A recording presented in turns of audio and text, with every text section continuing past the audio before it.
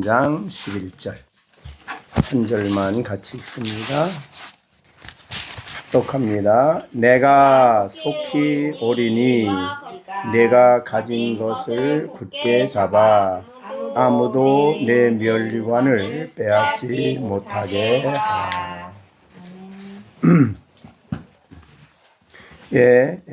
내가 속히 오리니 내가 속히 오리라. 이 말씀은 요한계시록의 가장 중요한 주제가 됩니다. 아시아에 있는 교회들에게 하시는 주님의 말씀인데, 이 말씀은 아시아에 있는 교회들뿐만 아니라 오늘 이 시대를 사는 우리에게도 동일하게 예수님이 하시는 말씀입니다. 우리가 성경을 듣고 성경의 말씀을 읽을 때에 혹은 성경을 말씀을 들을 때에 중요한 것은 지금 내게 살아계신 예수님이 나에게 이 말씀을 하시고 있다. 그렇게 현재형으로 듣는 일이 매우 중요합니다. 목사님 말씀 듣는다가 아니라 이 성경을 통해서 예수님이 친히 우리에게 말씀하십니다. 내가 속히 오리니라고 말씀하는 것인데 이것은 초대교회 성도들에게 주신 말이죠. 아직도 요한계시록이 쓰여질 때가 100년이 덜 됐으니까 그 시대에 살던 빌라델비아 교회 성도들에게 또 그 시대 사람들에게도 예수님이 속히 오신다는 말씀이 그때도 있었습니다. 그러니까 이 땅에 사는 모든 성도들은 예수님이 속히 오리라는 말씀을 항상 잊지 않아야 됩니다. 지금 우리가 그 시대의 성경이 쓰여질 시대와 우리는 2000년이 넘었습니다. 그럼에도 불구하고 우리는 예수님이 언제 오시냐 이렇게 생각하지 않고 내가 속히 오리라 라는 말씀을 우리 마음판에 새기고 살아야 합니다. 진실로 속히 오리라는 말은 요한계시록 22장에 3번 반복해 나옵니다. 요한계시록 22장 끝이죠. 7절에 보면 보라 내가 속히 오리니 라고 하시고 이 두루마리의 예언의 말씀을 지키는 자는 복이 있다 라고 하셨습니다. 예수님이 진실로 속히 오리라는 그런 믿음을 가지고 사는 사람들은 하나님의 말씀을 진지하게 더욱 지키며 순종하며 살아갑니다. 요한계시록 22장 12절에도 보라 내가 속히 오리니 내가 줄 상이 있다. 그러면서 각 사람에게 그 행한 대로 갚아준다. 우리가 구원을 받는 것은 예수님을 믿음으로 거듭나서 하나님의 자녀가 됨으로 구원을 받습니다. 속죄함을 얻고 죄사함을 얻고 하나님의 자녀가 되는 특권을 받습니다. 이것은 믿는 자는 누구에게나 주시는 복이죠. 그래서 우리 성경은 우리가 다 예수 그리스도를 믿음으로 그 예수 그리스도 안에서 하나님의 자녀가 된다는 말씀을 우리에게 하시고 있습니다. 갈라디아서에 보면 이 말씀을 분명하게 우리에게 했습니다. 갈라디아서 3장에 보면 26절에 너희가 다 믿음으로 말미암아 그리스도 예수 안에서 하나님의 아들이 되었으니 이것은 누구에게나 차별이 없습니다. 처음 믿은 사람이나 늦게 믿은 사람이나 바울이나 사도들이나 우리나 차별이 없지요. 그래서 다 믿음으로 말미암아 그리스도 예수 안에서 하나님의 아들들이 됩니다.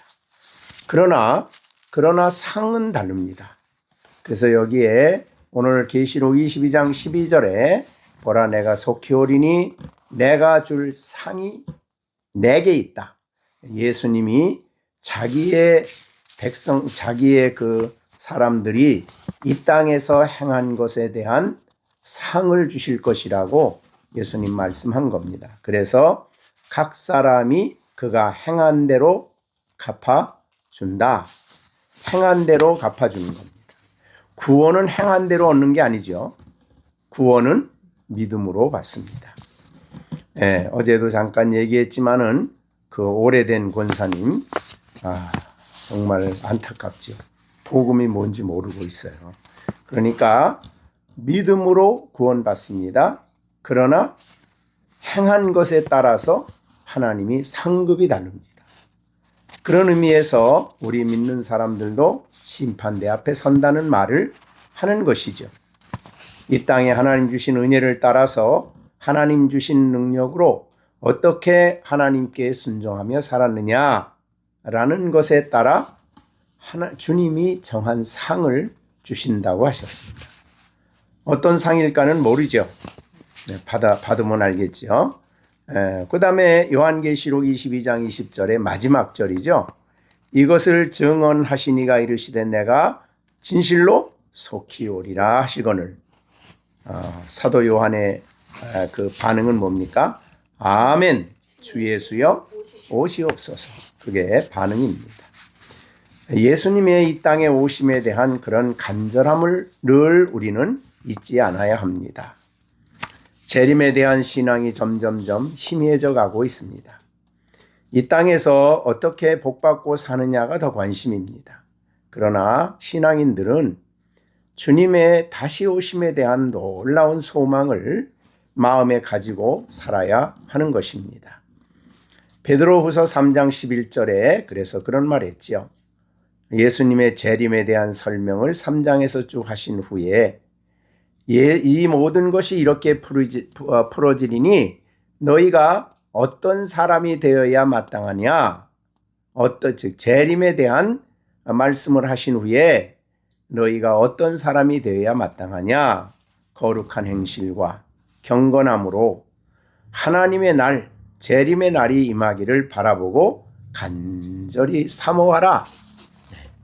사모하라 그랬습니다. 과연 오늘날 재림을 사모하며 사는 사람이 얼마나 될까? 제 믿음을 가지고 신앙생활 한다고 하면서 우리가 물론 재림에 대한 신앙이 사도신경에 있습니다. 그래서 고백을 합니다. 그러나 그런 고백을 하면서도 예수님이 이 땅에 오심에 대한 재림에 대한 간절한 사모함을 가지고 사는가? 초대교회 성도들은 그랬습니다. 그래서 우리가 데살로니가 후서에 보면 그래서 데살로니가 교인들 중에 아예 일을 안 하는 사람들이 생겼죠. 왜요? 주님 오시는데 무슨 일을 해? 준비하지. 그런 문제가 있을 정도로 우리가 그 참 지나쳤지만 그런 생각을 할 정도로 초대교회는 재림이 강조가 됐습니다. 얼마나 설교에 그게 강조가 되었으면 예수님이 곧 오시리라. 그래서 그들은 일을 하지 않고 있었을 정도로 됐어요. 그것은 이제 바울 사도가 책망을 했죠. 어떻든 재림에 대한 신앙을 잊지 않아야 된다. 그날에는 하늘이 불에 타 풀어지고 물질이 뜨거운 불에 녹아지려니와 우리는 그의 약속대로 의가 있는 곳인 새하늘과 새 땅을 바라본다 라고 말씀하시면서 그러므로 사랑하는 자들아 너희가 이것을 바라보나니 주 앞에 점도 없고 흠도 없이 평강 가운데 나타나기를 힘쓰라. 그러니까 재림에 대한 신앙을 가질 때 우리는 세상에 사람들이 이 세상에 그렇게 쌓아놓고 세상에 정말 자기가 영원히 살 것처럼 요새를 만들고 집을 짓고 집을 사고 그런데 지나치지 않는다. 그런데 함몰되지 않는다는 거죠. 그렇죠. 주님이 오시면 이 땅에 우리가 요사에 늘 말하지만 어떤 미술은 한 점이 몇십억씩 되죠. 또 무슨 도자기 이런 것은 뭐 몇백억 뭐 이런 것도 되고 그걸 가져서 뭐 하냐고. 재림에 대한 신앙 있는 사람이 그거 뭐며 삽니까? 안 하나죠. 그러니까 재림에 대한 신앙이 너무너무 뚜렷하고 간절히 사모해야 한다고. 어느 정도 정말 오늘 당장 오실 것처럼 그런 사모함을 가졌습니다. 그렇기 때문에 새하늘과 새 땅을 바라보는 사람들은 새하늘과 새 땅이 이 땅에 있는 것 가지고 있는 것 사용되지 않습니다. 다 전부 다 불에 타 없어지고 다 소멸되어지고 새하늘과 새 땅을 하나님이 예비하실 겁니다. 그런데 그 앞에 우리는 그때에 우리가 사모하고 바라보던 주님 앞에 점도 없고 흠도 없이 평강 가운데 나타나기를 힘써야 한다. 그런 정도로 재림의 신앙은 성도들의 성결 생활에 중요한 영향을 미칩니다. 주님을 다시 만나볼 것이기 때문에 그렇습니다. 그래서 이 놀라운 소망을 가진 성도, 이것이 바로 이제 그리스도인들인데, 이 그리스도인들은 그의 나타나심을 볼 때에 그와 같은 모습으로 변화될 것이죠. 그래서 요한일서에 이 말씀을 또 비슷한 말씀을 하셨습니다. 요한일서 3장 1절 이하에 보면은 사랑하는 자들아 우리가 지금은 하나님의 자녀라. 그 다음에 장래 어떻게 될지는 아직 나타나지 아니했으나 그가 나타나시면 우리가 그와 같을 줄을 아는 것은 그의 참모습은 모습 그대로 볼 것이기 때문이다. 지금은 하나님의 자녀지만 주님이 나타나면 주님을 대면할 텐데 그때는 주님과 같은 모습이 된다. 그래서 주를 향하여 이 소망을 가진 자마다 그의 깨끗하신 같이 자기를 깨끗게 하느니라. 그러니까 성결, 성화죠. 거룩한 생활에 중요한 영향을 미칩니다. 우리는 주 앞에 설 것입니다. 뭐 살아있는 동안에 오시면 너무 좋겠지만 언제 올지는 우리가 모르죠. 그날과 그때는 아무도 모르기 때문이죠. 예수님께서도 그날과 그 때에 대한 말씀을 명확하게 하셨습니다. 그래서 마태복음 24장에 보면 그 날과 그 때는 36절이죠. 마태복음 24장 36절 그날과 그 때는 아무도 모른다. 하늘의 천사도 모르고 아들도 모르고 오직 아버지만 아시느니라. 그러므로 너희도 준비하고 있으라. 생각지 않을 때 인자가 오리라. 언제 올지는 모르죠. 때와 기한은 하나님의 권한입니다. 근데 하나님의 시간에 하루가 천년 같고 천년이 하루 같다. 베드로가 얘기했죠. 그러니까 우리는 천년 그러면 천년 그러는데 주님 앞에는 천년이 하루 같고 하루가 천년 같다. 우리의 시간으로 하나님의 시간을 생각하면 안 되는 거죠. 그러나 어떻든 하나님의 정한 때가 되면 하나님이 이 땅에 그리스도를 보내시고 우리는 그리스도를 맞이하게 된다는 거죠. 그러므로 그렇게 될 때까지 오늘 본문에 그 다음 말씀이 나오죠. 오늘 뭐 하라고 그랬습니까? 내가 진실로 속히 오리니 그 다음에 내가 가진 것을 뭐라 그럽니까? 굳게 11절 내가 가진 것을 굳게 잡으라. 내가 가진 것을 굳게 잡으라. 가진 게 뭡니까? 이거 성도들이 가진 거죠. 뭘 가졌습니까? 예수님을 통해서 가진 것들이죠. 그래서 제일 중요한 게 믿음이죠. 예수 믿는 믿음을 우리는 선물로 받았습니다. 그래서 내가 믿는 게 아니라 하나님 주신 믿음이죠, 우리는. 그래서 보배로운 믿음입니다. 그러므로 이 믿음을 굳게 붙잡고 어려움이 있다고, 시련이 있다고, 박해가 있다고 이 믿음 포기하지 말아라. 그런 말이죠. 또 그리스도를 통해 우리에게 주신 모든 것들이 다 포함이 됩니다. 그리스도를 통해 진리를 우리가 받았습니다. 은혜를 받았습니다. 진리를 통해서 믿음과 형제 사랑에 대한 사랑을 받았습니다. 그래서 요한복음 1장 14절 말씀이 육신이 되어 우리 가운데 거하심에 우리가 그의 영광을 보니 아버지의 독생자의 영광이요 은혜와 진리가 충만하더라. 그러면서 16절 요한복음 1장 16절 우리가 다 그의 충만한 데서 받으니 은혜 위에 은혜로라. 그러니까 은혜와 진리는 예수 그리스도 안에 있습니다. 그리고 예수 그리스도는 은혜의 샘물이시고 진리의 샘이 되십니다. 그래서 그분으로부터 모든 것을 공급받는데 은혜 위에 은혜란 말이 뭡니까?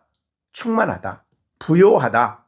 그러니까 주님이 우리에게 주신 믿음, 우리에게 주신 은혜, 우리에게 주신 모든 진리는 너무 풍성하고 충만하다. 그런 뜻이죠. 그런데 이것을 굳게 붙잡아라. 이 진리를 그리스도를 통해 받은 진리, 은혜, 믿음 흔들리지 말고 어려움이 있다고 박해가 온다고 시련이 온다고 우리가 이미 앞에서 서모나 교회에 말할 때에 폴리갑에 대해서 얘기했죠. 폴리가 서모나 교회에 얘기를 하시면서 폴리캅에도 같은 말을 했습니다. 내가 죽도록 충성하라. 그러면 생명의 면류관을 준다. 죽도록 충성하라는 게 뭡니까? 죽는 한이 있어도 믿음을 굳게 잡고 흔들리지 말아라. 그런 뜻이죠. 예수 믿는 믿음은 그런 것입니다. 우리가 이 땅에 사는 동안에 필요한 만큼만 우리가 예수님으로부터 하나님으로부터 무슨 복을 받고 그런 문제가 아니다. 그런 말이죠. 진정으로 성도들은 그리스도가 이 땅에 우리에게 주신 그 진리들을 깨달을 때 은혜, 그 다음에 믿음, 모든 칭의 그 외에 많은 진리들을 우리가 깨달을 때에 사실은 그 진리는 우리에게 기쁨이 됩니다. 그래서 예수님을 통해 우리에게 주시는 모든 은혜와 진리와 모든 선물은 우리를 말할 수 없이 기쁨과 평안을 누리게 하는 것이죠. 여기에 평안이 있고 여기에 기쁨이 있고 여기에 행복이 있는 것입니다. 우리가 다른 데서 찾으려고 해서는 안 되는 거죠. 그래서 바울은 골로새서를 쓰면서 그런 말을 했습니다.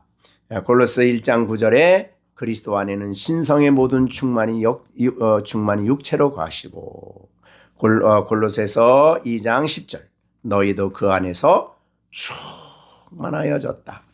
이거 굳게 잡으라는 거죠. 이 믿음이 받은 믿음을 굳게 잡아야 됩니다. 주님이 주신 믿음을 굳게 잡아라. 내가 가지고 있는 믿음 좀 어렵다고 환경이 좀 힘들다고 금방 믿음이 약해지고 그래서 안 된다 그 말이죠. 우리는 우리에게 주어진 상황이 어떤 어려움이 있고 어떤 고통이 있어도 여전히 우리를 향한 주님의 사랑은 변함이 없죠. 사랑이 변해요? 사랑이 약화됩니까?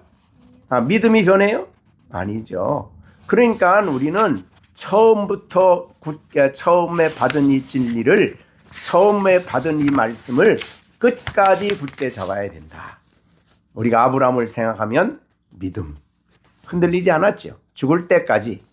모세 온유함, 욥의 인내, 솔로몬의 지혜, 다윗의 하나님께 대한 열망, 열심, 바울 사도의 뜨거운 열정, 부지런함 이런 것들은 정말 우리가 하나님으로부터 받은 것인데 이것을 굳게 붙잡아야 된다. 이미 빌라델비아 교회에 대해서 이미 이 말씀을 하셨습니다. 무슨 말씀을 앞부분에서 얘기를 하셨죠? 빌라델비아 교회에 대해서 얘기하면서 너희가 작은 능력을 가지고 주님 말씀을 어디 지켰죠? 그들은 그 어려움이 있어도 시련이 있어도 그래서 2장 10절 계시록 2장 3장 10절에 보면 내가 나의 인내의 말씀을 지켰다. 내가 또 너를 지켜 시험의 때를 면하게 할 거다. 그러니까 이렇게 흔들리지 않는 믿음을 가졌어요. 변치 않는, 끝까지 말씀을 굳게 지켰다. 그래서 이렇게 지킬 때에 약속을 하십니다. 잡아 아무도 내 면류관을 빼앗지 못하게 하라. 그럼 이 믿음을 이 굳게 잡는, 굳게 잡지 못하고 흔들리면 면류관을 잃어버리는 거죠. 그래서 면류관을 빼앗기지 말아라, 그런 말이죠. 정말 주님을 위해서 충성하고 헌신하던 그 흔들림이 없는 믿음이죠. 디모데후서 4장 6절 8절 유명하죠.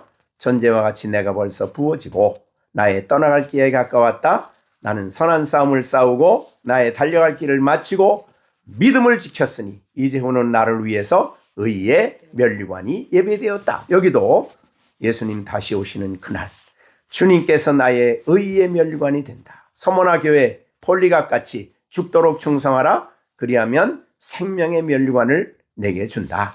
여기에도 오늘 끝까지 흔들림이 없이 믿음을 지키면 이렇게 하나님이 그에게 면류관을 준다, 그런 말이 되겠죠. 그래서 내 면류관을 빼앗지 못하게 하라, 그 말은 빼앗길 수도 있다란 말도 되죠. 그러니까 우리가 구원은 빼앗길 수가 없어요. 구원은 누구도 빼앗아갈 수가 없어요. 하나님 손에 있기 때문에 영생은 누구도 빼앗을 수가 없는 겁니다. 이것은 우리가 구원의 확신이라 그러죠. 그래서 우리가 그 요한복음 10장에 보면은 10장 28절에 내가 그들에게 영생을 주노니 영원히 멸망치 아니할 것이요 또 그들을 내 손에서 빼앗을 자가 없어요. 그러니까 구원은 흔들릴 수가 없어요. 그러나 면류관은 차이가 있고, 면류관은 다르죠. 빼앗길 수가 있는 거다. 그래서 우리가 흔들림이 없는 믿음, 영원한 이 영광의 세계에 주실 이 영광을 바라보며 살아가야 한다.